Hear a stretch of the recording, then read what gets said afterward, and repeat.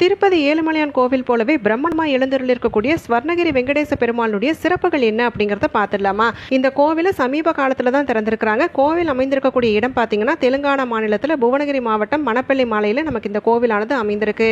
ஏழுமலையான் கோவில்ல எப்படி ஸ்ரீவாரி பாதம் ரொம்ப சிறப்பானதோ அதே மாதிரி தான் இந்த கோவிலில் ஸ்ரீவாரி பாதத்துல தொடங்கி 108 படிகள் ஏறி போய் தான் வெங்கடேச பெருமாளை தரிசிக்க முடியும். போகக்கூடிய வழியெங்கும் தசாவதார மூர்த்திகளுடைய சிலைகள் ரொம்பவுமே நுட்பமான முறையில் செய்யப்பட்டிருக்கு.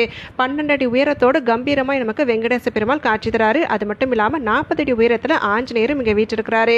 அதுலயும் இங்க இருக்கக்கூடிய ஜலநாராயண சன்னிதி ரொம்பவுமே பிரம்மாண்டமா அமைந்திருக்கு. சுத்தி 4 பக்கமும் கோபுரங்களோடு 108 அடி கோபுரங்களோடு காட்சி தரக்கூடிய இந்த சன்னிதியை கண்டிப்பா பார்க்கணும். 1500 கிலோ எடை கொண்டிருக்கக்கூடிய இந்தியாவிலேயே 2வது பெரிய மணி இந்த கோவில தான் இடம்பெற்றிருக்கு. இப்பதான் இந்த கோவிலை கட்டி முடிச்சிருக்கிறாங்க அப்படிங்கறத சொல்லவே முடியாது. ஏன்னா பார்க்கும் பொழுது பழமை மாறாம, அதாவது பழங்காலத்துல கட்டின கோவில்களுடைய சிறப்பு எப்படி இருக்குமோ அதே மாதிரியான சிறப்பை இந்த கோவில் தாங்கியிருக்கு. ஓம் நமோ நாராயணாய.